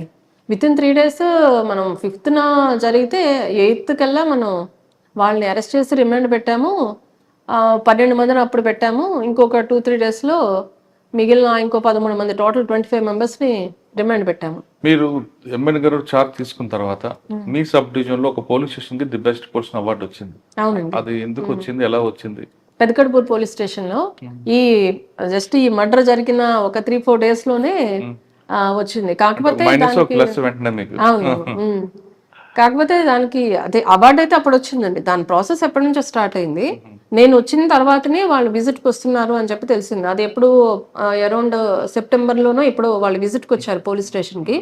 వచ్చారు. అక్కడ మెయిన్ వాళ్ళు చూసింది ఏంటంటే పబ్లిక్ రిసీవింగ్ ఎట్లా ఉంది, మనం పబ్లిక్కి మినిమం ఫెసిలిటీస్ ప్రొవైడ్ చేస్తున్నామా, అంటే సీటింగ్ అరేంజ్మెంట్ కానీ. ఇప్పుడు కొంతమంది డిఫరెంట్లీ ఏబుల్డ్ పీపుల్ ఉంటారు, వాళ్ళకి రావడానికి ర్యాంప్ సౌకర్యం ఉందా, కూర్చోవడానికి అరేంజ్మెంట్స్ ఉన్నాయా, ఆ తర్వాత ఇంపార్టెంట్ నెంబర్స్, ఎమర్జెన్సీ నెంబర్స్ కానీ, అది ఎపీల్ అంటే ఫస్ట్ ఎపీల్, సెకండ్ ఎపీల్ ఆర్టీఐలో ఉంటే ఆ నెంబర్స్ కానీ అవన్నీ డిస్ప్లే చేస్తున్నామా లేదా, CCTVనెస్ అనేది మాకు అప్లికేషన్ ఉంటుంది, దానిలో రెగ్యులర్గా అప్లోడ్ చేస్తున్నామా లేదా, ఫస్ట్ ఎయిడ్ ఎలా ఉంది, ప్రివెంటివ్ మెజర్స్ ఎలా ఉన్నాయి, మెన్కి ఈ మెస్ క్వాలిటీ కానీ అవన్నీ ఎట్లా ఉన్నాయి, చుట్టూ గ్రౌండ్ ఉందా లేదా, మెన్కి ఫిజికల్ యాక్టివిటీస్కి ఉన్నాయా లేదా, ఇట్లాంటివన్నీ తీసుకుని పోలీస్ స్టేషన్ నీట్గా ఉందా లేదా, స్టాఫ్ ఎలా ఉన్నారు, ఇవన్నీ తీసుకుని ఆ ఆస్పెక్ట్స్ లో వాళ్ళు.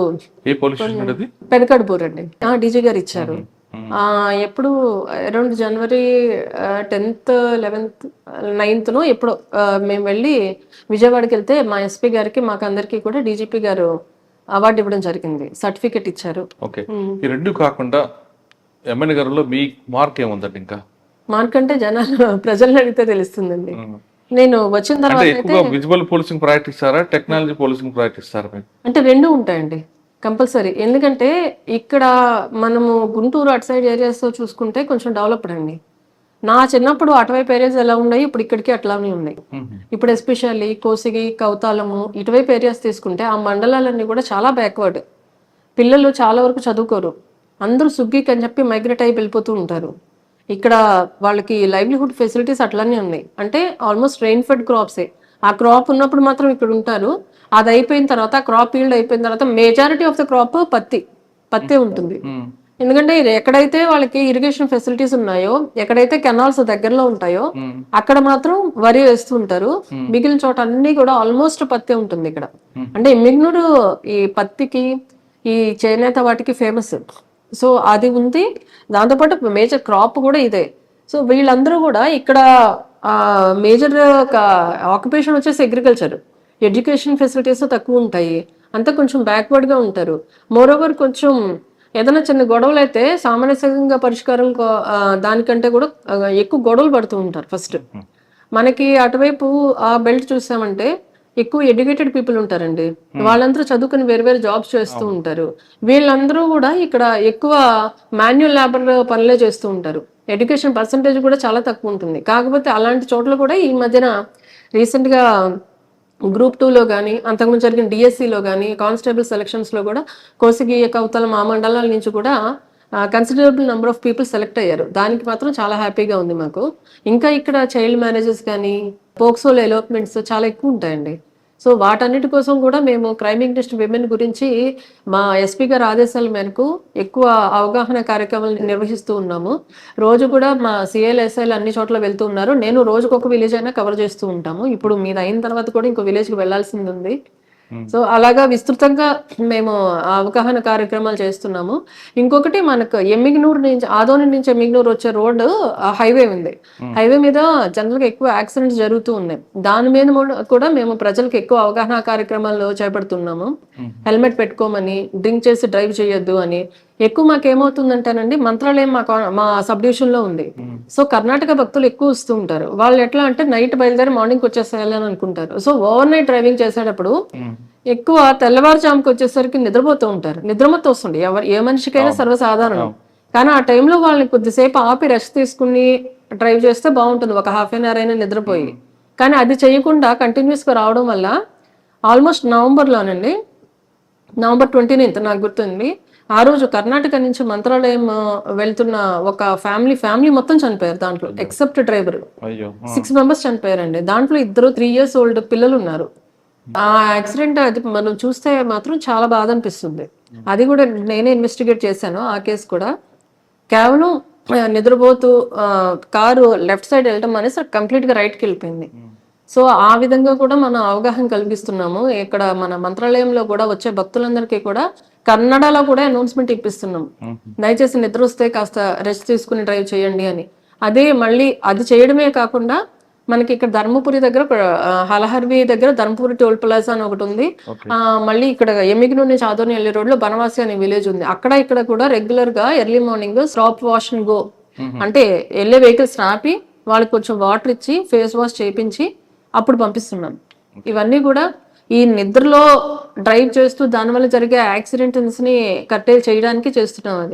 అవి కాకుండా మైనర్ డ్రైవింగ్ మీద ఎక్కువ ఫోకస్ చేస్తున్నాము. మైనర్ డ్రైవింగ్ చేయకూడదని దాని మీద అవగాహన కార్యక్రమాలు చేస్తూ కూడా దానికి రిలేటెడ్ ఫైన్స్ కూడా ఇంపోజ్ చేస్తున్నాం. ఎందుకంటే మనం ఇవ్వాల్సినంత అవేర్నెస్ ఇచ్చాము.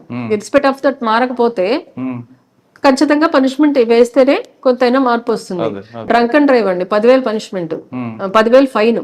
At the same time judge గారు కావాలంటే మనం అంత రిమైండ్ కూడా ఇవ్వచ్చు. సో అవన్నీ కూడా విస్తృతంగా అవగాహన కల్పించాము. December 31 రోజు కేవలం ఈ రోడ్ యాక్సిడెంట్స్ మీద విస్తృతంగా ఒక ర్యాలీస్ చేయించాము మొత్తం సబ్ డివిజన్ మొత్తం. ఎలాంగ్ విత్ ఆ పోస్టర్స్ అన్ని కూడా స్వయంగా నేనే డిజైన్ చేశాను. ఎమోషనల్ అపీల్ ఉండాలి అని చెప్పి ఈ అన్ని ఆ రోజు కంప్లీట్ సబ్ డివిజన్ నేను ఇక్కడ ఎమ్మిగనూరు టౌన్ లో చేశాము. సబ్ డివిజన్ ఎవరికి వాళ్ళు చేశారు. ఆ రోజు నైట్ మాత్రం ఎటువంటి ఇన్సిడెంట్స్ లేకుండా చాలా ప్రశాంతంగా గడిచిందండి ఇన్సిడెంట్ ఫ్రీ. అంటే నేను విన్నది ఏంటంటే ఎవ్రీ ఇయర్ ఈ December 31 నైట్ మాత్రం సైలెన్సర్ లేకుండా బైకులు తిప్పడాలు, డ్రంక్ అండ్ డ్రైవ్ చేసుకుంటూ వీధుల్లో తిరగడాలు, ఎక్కడైనా వీధుల్లో ఎవరైనా ఉంటే వాళ్ళని భయభ్రాంతులకు గురి చేయడాలు, ఇలాంటివన్నీ ఉన్నాయని చెప్పేసి నేను విన్నాను. సో అది ఈసారి లేకుండా మా సిఎస్ ఎలాగైతే తిరుగుతారో నేను కూడా నైట్ 1:30 దాకా నేను మొత్తం రోడ్స్ మీద తిరుగుతూనే ఉన్నాను మొత్తం ఎమ్మిగనూరులో. ఎక్కడ కూడా ఒక సింగిల్ ఇన్సిడెంట్ జరగలేదు. మేడం మీరు ప్రొఫెషనల్ చేసుకొచ్చారు, ఒకసారి పర్సనల్ లోకి వెళ్తాం. సాధారణంగా మగవాళ్ళు యూనిఫామ్ ఆఫీసర్లు అయినా ఇంట్లో భార్య వాళ్ళు ఇంకా ఉంటారు కానీ మీరు ఇక్కడ డ్యూటీ చేయాలి. ఇంటికి వెళ్ళిన తర్వాత అమ్మగాను అత్త కోడలుగాను భార్యగా ఇంకో డ్యూటీ ఉంటుంది. ఈ రెండు ఎక్కడైనా క్లాష్ అవుతుంటాయా? అవుతుంటదండి. అంటే వర్కింగ్ విమెన్ కి ఫ్యామిలీ సపోర్ట్ లేకపోతే మాత్రం చాలా కష్టం అవుతుంది. కాకపోతే ఇంకా ఫ్యామిలీ సపోర్ట్ ఉండడం వల్ల మా హస్బెండ్ చాలా కోఆపరేటివ్. ఆయన ఆల్మోస్ట్ వర్క్ ఫ్రమ్ హోమ్ చేస్తూ ఉంటారు. సో బాబు నేను వచ్చేలోపు బాబు వచ్చినా ఆయన చూసుకుంటూ ఉంటారు, నేను వెళ్ళిన తర్వాత నేను చూసుకుంటాను. కానీ ఫ్యామిలీ సపోర్ట్ అయితే కంపల్సరీ ఉండాలండి వర్కింగ్ విమెన్ కి. రెండు బ్యాలెన్స్ చేయడం కష్టము. కాకపోతే family is always family top priority ఇవ్వాల్సిందే. కానీ మనకి ఉండే జాబ్ హైలీ ఛాలెంజింగ్. ఆల్మోస్ట్ మన 24 hours టైం కూడా డిమాండ్ చేస్తుంది. ఎందుకంటే ఏ టైంలో ఏది జరుగుతుందో మనకు తెలియదు. ఇమీడియట్ గా రషప్ అవ్వాల్సి ఉంటుంది. ఇప్పుడు నీలకంఠేశ్వర స్వామి జాతరకి మేము అన్ని బందోబస్తు అరేంజ్మెంట్స్ చేసుకుని ఉన్నాక సడన్ గా మర్డర్ అని తెలిస్తే నిన్న జాతరలో లేదు, ఇక మొత్తం మా సిఐ గారికి అక్కడ ఉన్న స్టాఫ్ కి ఇన్స్ట్రక్షన్స్ ఇచ్చేసి ఇమీడియట్ గా అక్కడికి వెళ్ళాం, ఎందుకంటే నా ప్రెసెన్స్ అక్కడ చాలా ఇంపార్టెంట్. సో అట్లాగా ఆ రోజంతా ఇటువంటి సంఘటనలు వచ్చినప్పుడు ఇంట్లో పెళ్ళిళ్ళు మమ్మీ రా ఫంక్షన్ ఉంది పుట్టినరోజు ఉంది అంటారు కదా, అప్పుడు ఏం చెప్తారు? ఏమోనండి, నేను వచ్చిన తర్వాత కొన్ని నేను ఎక్కువ జాబ్కే ఇంకా ప్రయారిటీ ఇచ్చాను, ఎందుకంటే నా ప్రెజెన్స్ కంపల్సరీ అవసరమైనప్పుడు మాత్రం నేను ఫీల్డ్లోనే ఉన్నాను. ఇక్కడ కొన్ని ఇంపార్టెంట్ అకేషన్స్ జరిగినప్పుడు కూడా మొన్న సంక్రాంతి మాకు చాలా బాగా చేస్తారు, బట్ ఆ టైంలో నాకు ఇక్కడ ఇంపార్టెంట్ డ్యూటీస్ ఉండడం, కేసెస్ ఉండడంతో మా ఫ్యామిలీ మా పేరెంట్స్ వచ్చినా కూడా నేను ఎక్కువ టైం వాళ్ళతో స్పెండ్ చేయలేకపోయాను. తప్పదండి మాకు ఇంకా. ఇంకా ప్రజెంట్ సైబర్ క్రైమ్ అండి, సైబర్ క్రైమ్ కేసు అయిన తర్వాత మీరు ఇన్వెస్టిగేట్ చేయడం కాకుండా అట్లా ముందు ప్రజలను అవగాహన తీసుకురావడానికి ఏపీ పోలీసులు ఎక్కువ ప్రయత్నిస్తున్నారు. అవునండి. మీరేం చేస్తున్నారండి? మేము ఏం చెప్తారు మీరు? రెగ్యులర్ గా ఇప్పుడు ఏదైతే అవేర్నెస్ ప్రోగ్రామ్స్ పెడుతున్నామో అన్ని ప్రోగ్రామ్స్ లో కూడా కంపల్సరీ సైబర్ క్రైమ్ అవేర్నెస్ ఖచ్చితంగా సైబర్ క్రైమ్ వస్తుంటాయండి. సైబర్ క్రైమ్ అనేది అదే చెప్తున్నా కదా, దానికి ఏ పరిధితో సంబంధం లేదు, లిమిట్స్ లేవు. ఎక్కడి నుంచైనా ఎప్పుడైనా సైబర్ క్రైమ్ బాధితులు అవ్వచ్చు.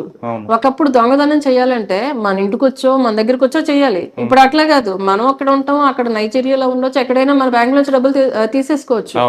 మనం సేఫ్ గా ఉంటుందని డబ్బులు ఇంట్లో పెట్టుకోకుండా బ్యాంక్ లాకర్ లో పెట్టుకుంటాం, బ్యాంక్ అకౌంట్ లో పెట్టుకుంటాం, ఆ అకౌంట్ లో డబ్బులు పోతున్నాయి కదా ఇప్పుడు. అదే సైబర్ క్రైమ్. సైబర్ క్రైమ్ లో ఒకప్పుడు ఏంటంటే కొంచెం అత్యాశ గాని భయం గాని రెండింటి వల్ల పోయేవి డబ్బులు.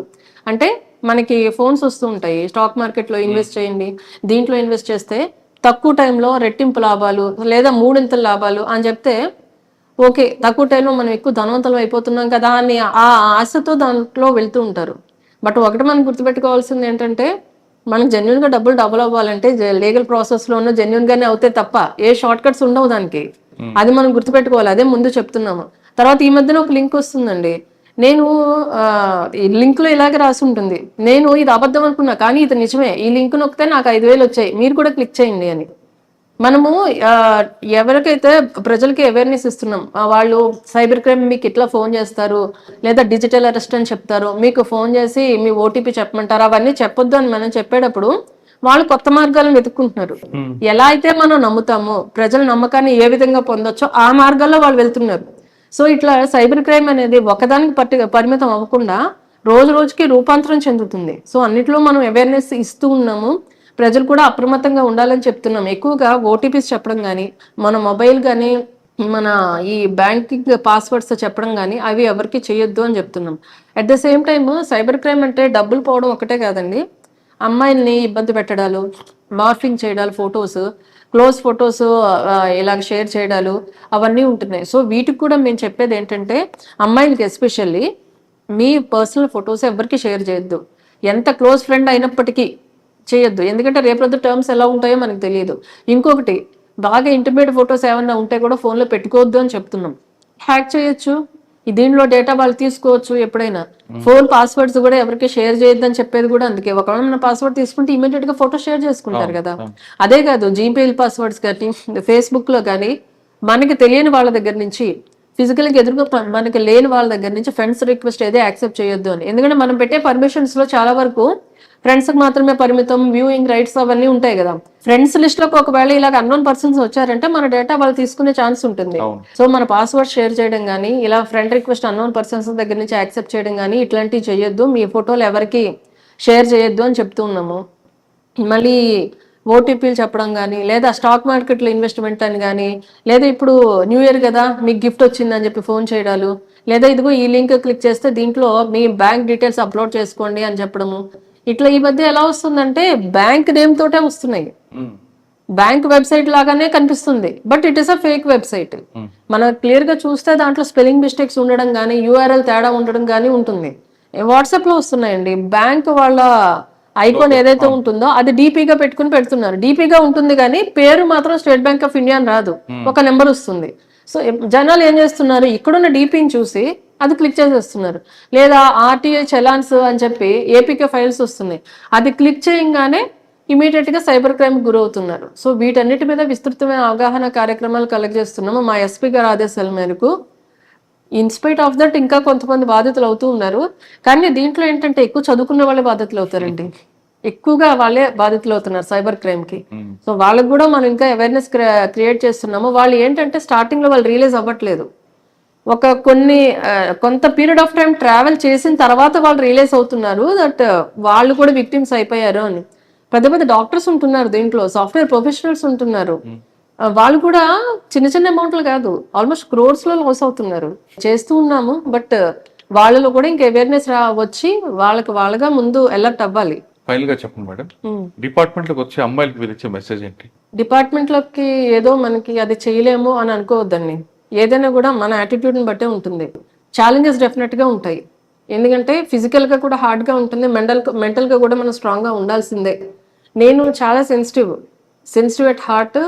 బోత్ నేను ఫిజికల్ గా సెన్సిటివ్, మెంటల్ గా సెన్సిటివ్ అని నేను అనుకునేదాన్ని. బట్ సిచ్యువేషన్ అలా నన్ను తయారు చేసిందో, లేదా నాలో ఉన్న పొటెన్షియల్ నేను తర్వాత రియలైజ్ అయ్యానో, but I'm able to withstand. మన సిచ్యువేషన్ కి అడాప్ట్ అయితే, but at the same time మనం ఎక్కడ కూడా రాంగ్ రూట్ లో వెళ్లాల్సిన అవసరం లేదు. మన మీద మనకు నమ్మకం ఉండాలి, నాలెడ్జ్ ఉండాలండి. At the same time training period లో కానీ ఏదైనా మన లా మీద ఏదైతే అవగాహన ఉందో అది రావాలి ఫస్ట్. అది వస్తేనే మనం ఎక్కడైనా సర్వైవ్ కాగలం. నాలెడ్జ్ ఇస్ పవర్, అంతే. నాలెడ్జ్ ఉండాలి, మన మీద మన కాన్ఫిడెన్స్ ఉండాలి, ధైర్యంగా ముందడుగు వేయాలి. ఏది ఇంపాసిబుల్ అయితే కాదు. పోలీస్ డిపార్ట్మెంట్ అమ్మాయిలకి ది బెస్ట్ ప్లాట్ఫామ్ అంటున్నారు భార్గవ్ గారు. ఇక్కడికి వచ్చిన తర్వాత ఇది ఛాలెంజ్ జాబ్ కాబట్టి ఎస్కేప్ అవ్వడానికి అవకాశం లేకుండా ఒక నాలెడ్జ్ని కానీ మనం ఇంప్రూవ్ చేసుకుంటే ఖచ్చితంగా ఇది మంచి ఆపర్చునిటీ. ఇందులో పనిచేస్తే పబ్లిక్ నుండి మంచి పేరు వస్తుంది, మనకే కాదు మన కుటుంబాలకు కూడా ఈ పేరు వెళ్తుంది అంటూ భార్గవ్ గారు చెప్తున్నారు. ఆవిడ దగ్గర మనం నేర్చుకోవాల్సింది ప్రతి మహిళ కూడా, నేను పిల్లలకన్నాను, నాకు బాడీ సహకరించదు, ఇంకా నా జీవితం వంటగదికి పరిమితం అనే భావించే మహిళలందరూ కూడా ఈవిడ ఇంటర్వ్యూ ఖచ్చితంగా చూడండి. 2 పిల్లల కన్నా తర్వాత కూడా ఆవిడ పోలీస్ ట్రైనింగ్ తీసుకొని ది బెస్ట్ పోలీస్ ఆఫీసర్ అయ్యారంటే ఆవిడకున్న కాన్ఫిడెన్స్ లెవెల్స్ ఎంత లెవెల్ ఉన్నాయనేది మీరు అర్థం చేసుకోవాలి. ప్రతి మహిళకి కూడా ఫిజికల్ కన్నా మెంటల్ ఎక్కువ స్ట్రెంగ్త్ ఉంటుంది. భార్గవ్ గారికి మాత్రం మెంటల్ స్ట్రెంగ్త్తో పాటు ఫిజికల్ స్ట్రెంగ్త్ కూడా పెరిగింది. దానికి కారణం అనంతపూర్లో ఒక పోలీస్ అకాడమీ యొక్క ఆఫీసర్ ట్రైనింగ్ అంటున్నారు భార్గవ్ గారు. ఖచ్చితంగా మీరందరూ కూడా అసలు మహిళలకే మెంటల్ టెన్షన్ అనుకుంటారు. మెంటల్ టెన్షన్ కాదు, మెంటల్గా స్ట్రాంగ్ ఉంటారు మీరు. మీ మెంటల్ స్ట్రాంగ్ ముందు ఫిజికల్ స్ట్రాంగ్ అనేది జీరో. కాబట్టి మీరు అందరూ డిపార్ట్మెంట్ రండి, పోలీస్ డిపార్ట్మెంట్కి వచ్చి. ఇప్పుడు మగవారికి కాదు, పోలీస్ డిపార్ట్మెంట్లో మహిళలకు కూడా సమాన హక్కులు ఉన్నాయి కాబట్టి తప్పకుండా మీరు రండి అంటూ భార్గవ్ గారు చెప్తున్నారు. ఇది వారం భార్గవ్ గారితో ఎక్సలెంట్ అంటారు. వచ్చే వారం మరో గెస్ట్తో మళ్ళీ కలుద్దాం. అంతవరకు నమస్తే. Thank you madam. Thank you.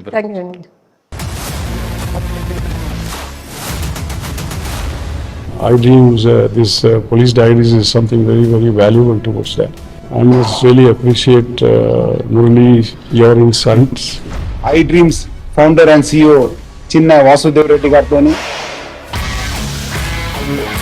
Muralidhar crime stories చాలా ఫేమస్ అయిపోయినాయి. Gautam Savan garu and Satyanar sir. Good. Well done. I congratulate him for doing so well, and I congratulate him his boss also. So well.